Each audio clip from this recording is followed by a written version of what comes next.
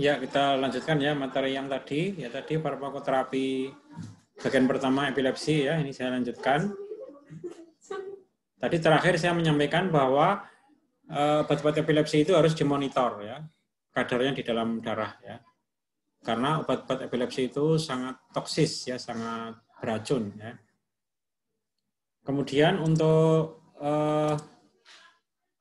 tata laksana terapinya ya, tata laksana terapinya itu pertama dengan cara non farmakologi ya.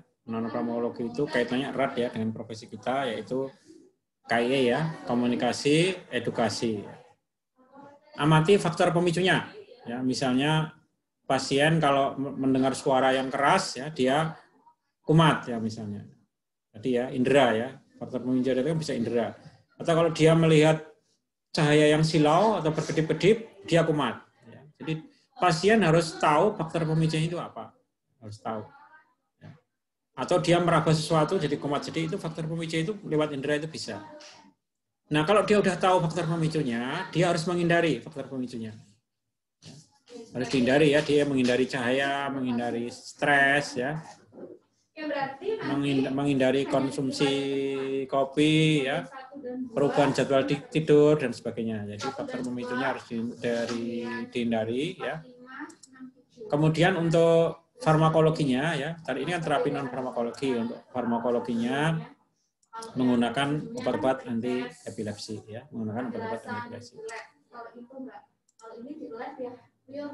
Nah, bagaimana obat-obat epilepsi itu? Ya, obat-obat epilepsi itu ada dua jenis ya. Yaitu pertama adalah obat-obat yang meningkatkan inaktivasi kanal NA. Obat-obat yang meningkatkan inaktivasi kanal NA. Dan yang kedua, obat-obat yang meningkatkan transmisi inhibitori dari GABA.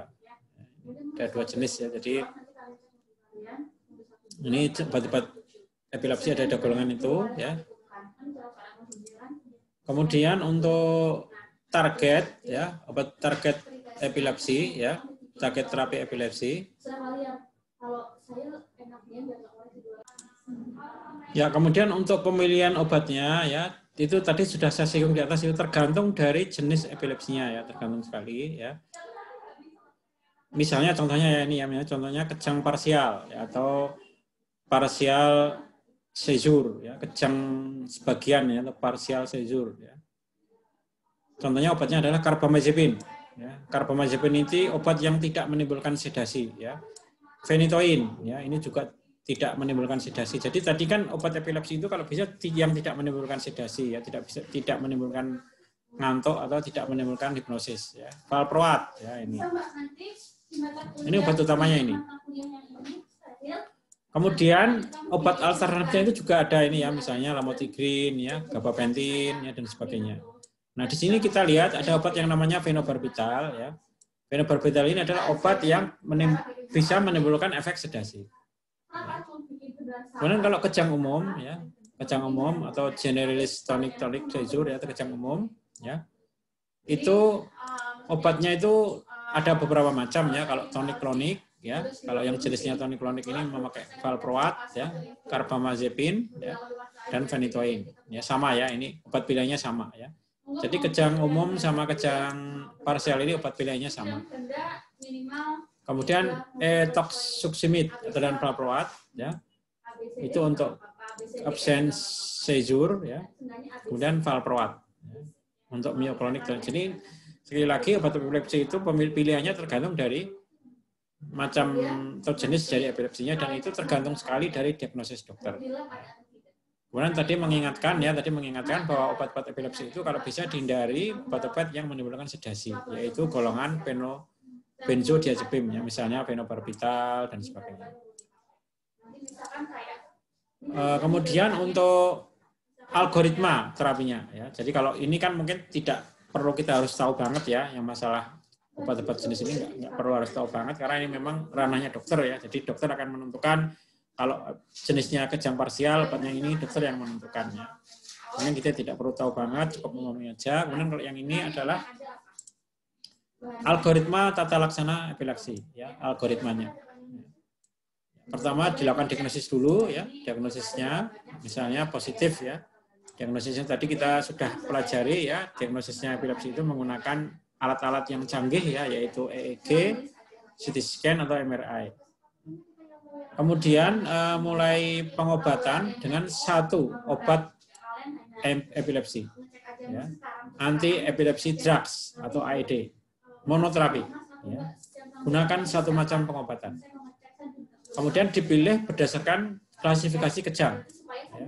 Pilihlah berdasarkan klasifikasi kejangnya. Tadi udah ya. Di sini kita lihat kalau kejangnya parsial, obatnya ini dan sebagainya. Ya. Jadi dipilih berdasarkan klasifikasinya. Kemudian di sini kita lihat ya algoritmanya, kita lihat ya. Misalnya pasiennya sudah diberikan obat ya. Kita lihat, kita pantau efek sampingnya. Apakah efek sampingnya dapat ditoleransi atau tidak? Ya. Kalau efek sampingnya tidak dapat ditoleransi, ya dosisnya diturunkan. Ya, jadi obat epilepsi itu, ya kalau pasiennya tidak cocok atau tidak toleransi, tidak langsung diganti, ya, tapi hanya menurunkan dosisnya. Ya, hanya menurunkan dosisnya. Dosisnya diturunkan, ya, jadi tidak mengganti obat. Ya. Kemudian kalau dapat ditoleransi, ya. Kita lihat apakah kualitas hidupnya itu masih optimal. Ya. Misalnya dia ngantuk, ya, dia dapat menoleransi rasa ngantuknya. Ya. Tetapi apakah dengan dia ngantuk itu dia bisa kerja? Ya. Apakah dia bisa produktif? Ya. Kalau dia tidak produktif, ya harus diatasi. Ya. Kalau masih produktif, ya lanjutkan terapi. Jadi intinya pengobatan epilepsi itu harus mempertimbangkan produktivitas ya pasien dan efek sampingnya. Ya. Kalau efek sampingnya tidak bisa ditoleransi, turunkan dosis. Ya. Bukan mengganti obatnya, tapi turunkan dosis. Ya. Kemudian jika pasiennya tidak sembuh, bagaimana? Ya, pasien tidak sembuh, di sini ya. Itu sama, hampir sama ya. Jadi kalau pasien tidak sembuh, ya di sini kalau efek sampingnya dapat ditoleransi, ya, tapi tidak sembuh, ya, itu dosisnya dinaikkan. Jadi di sini itu untuk pasien yang sembuh, ya, di sini untuk pasien yang tidak sembuh. Jadi kalau pasiennya tidak sembuh, ya, artinya dia tidak kumat, ya, itu ada dua kemungkinan. Ya. Kalau efek sampingnya bisa ditoleransi, ya, itu ada dua kemungkinan lagi. Jadi cara membacanya seperti itu. Jadi kalau pasiennya tidak sembuh, ya, itu ada dua kemungkinan. Misalnya efek sampingnya masih dapat ditoleransi, dosisnya dinaikkan. Kalau efek sampingnya tidak dapat ditoleransi, dosisnya diturunkan. Ya, jadi algoritmanya seperti itu. Kemudian materi selanjutnya ya, yang kemarin ya, ini mengulang kemarin yang dari Pak Krom mengenai status epileptikus ya. Status epileptikus atau kejang umum yang terjadi selama 50 menit atau lebih ya. Apa namanya itu status epileptikus. Ya, jadi status epileptikus adalah kejang umum yang terjadi ya, selama 5 menit atau lebih ya. Atau kejadian kejang 2 kali atau lebih tanpa pemulihan kesadaran di antara 2 kejadian tersebut.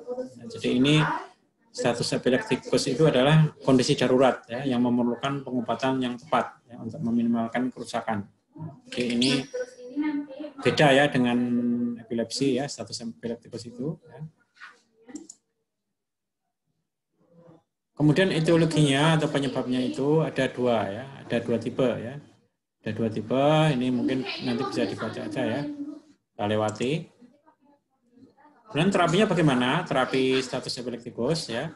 Tapi status epileptikus ini kondisi pasien sudah ada di UGD ya ini ya. Jadi kondisi pasien sudah ada di UGD ya.